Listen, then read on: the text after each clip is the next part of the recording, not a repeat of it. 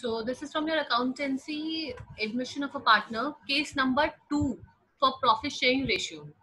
अब हमने बात की थी प्रॉफिट शेयरिंग रेशियो जब हमें चेंज करना होता है तो सेकंड केस के अकॉर्डिंगली हम कैसे चेंज करते हैं. इस केस में हमें क्या गिवन होता है, हमें गिवन होता है कि जो पुराने पार्टनर्स हैं उनका ओल्ड रेशियो में गिवन होता है. जैसे कि यहाँ पे गिवन है A:B:C. जो नए पुराने पार्टनर ऑलरेडी बिजनेस में है वो अपना प्रॉफिट ले रहे हैं 3:2:1 के रेशियो में. अब एक नया पार्टनर आया डी.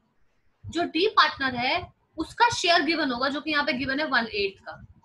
अब ये तो हमें फर्स्ट केस में भी गिवन था, तो इसमें क्या नया है?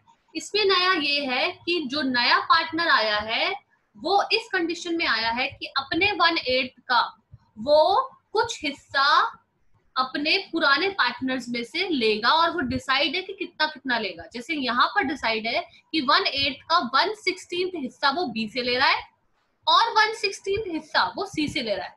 अब यहाँ पे देखोगे कि ए कहाँ है, ए से तो वो कुछ नहीं ले रहा, तो ये जरूरी नहीं है कि वो हर पुराने पार्टनर से अपना हिस्सा ले.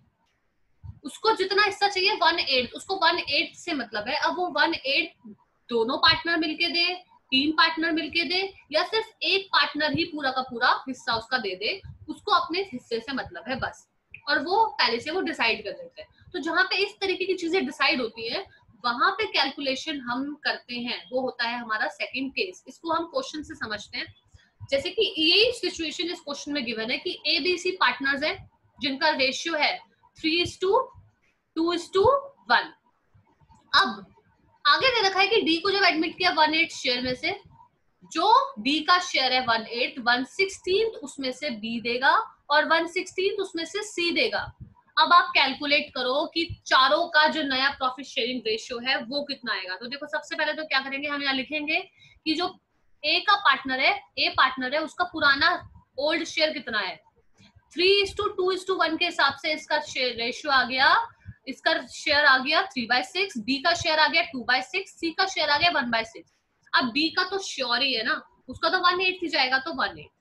देखो यहाँ पे जो चीज इस क्वेश्चन के अकॉर्डिंगली जो ध्यान में देनी है वो ये देनी है कि डी का कंफर्म है 1/8 जाएगा, ए का भी कंफर्म्ड है कि 3/6 जाएगा. क्यों? क्योंकि उसने अपने चेंज करने के लिए मना कर दिया. उसने बोल दिया कि भाई मैं अपने पैसे के हिस्से, अपने हिस्से के पैसे में से कुछ नहीं दूंगा. तो ए का भी कंफर्म है.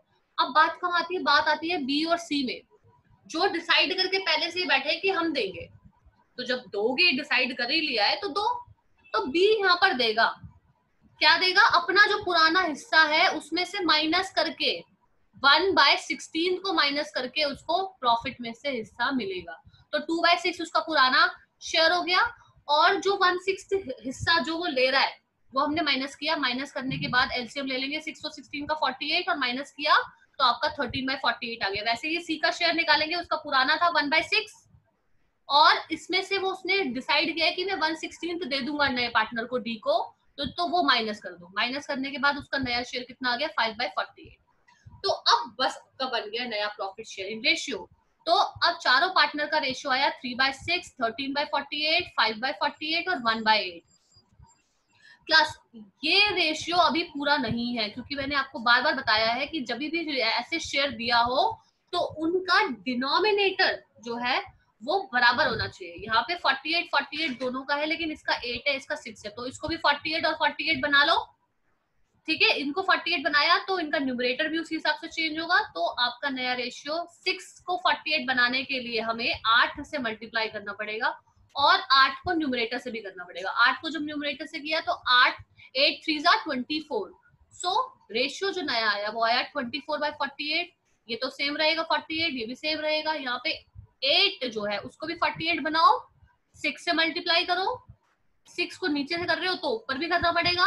ऊपर मल्टीप्लाई किया तो 1 है, 6 × 1 6.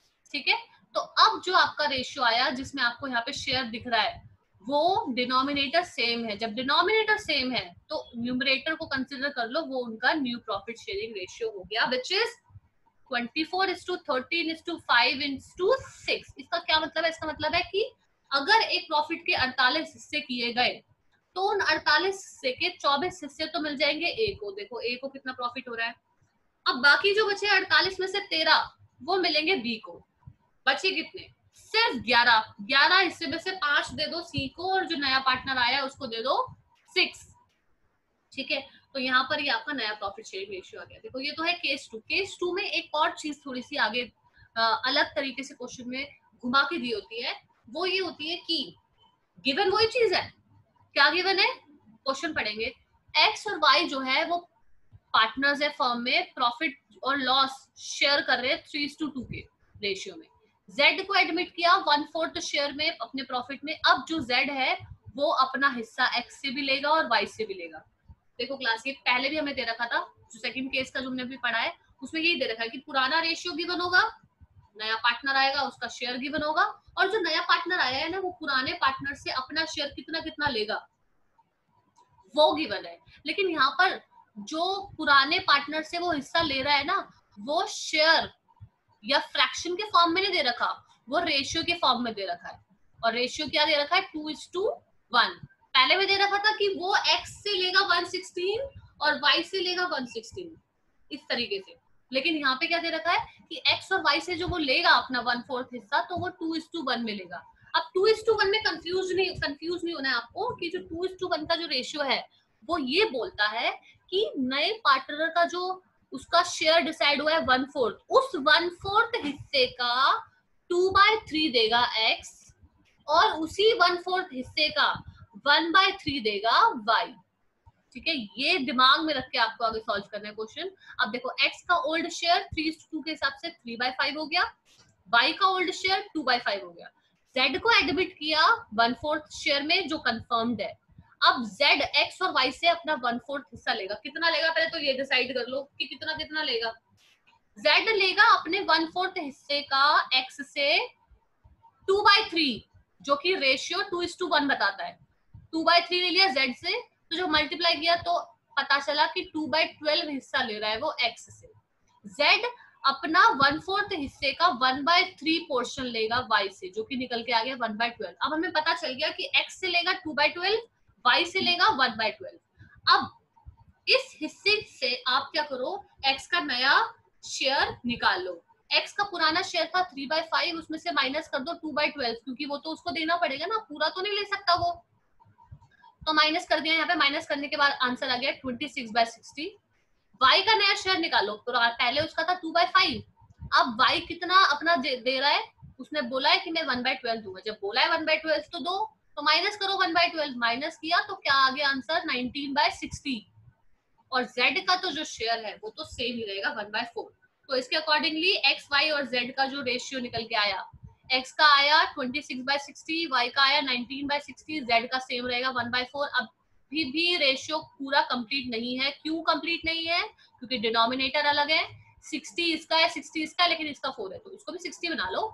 इसको 60 बनाने के लिए क्या करना पड़ेगा, आपको 15 से मल्टीप्लाई करना पड़ेगा। 15 को डिनोमिनेटर से ही तो मल्टीप्लाई नहीं करना पड़ेगा ना भाई, न्यूमरेटर से भी करना पड़ेगा। न्यूमरेटर से भी करो, डिनोमिनेटर से भी करो।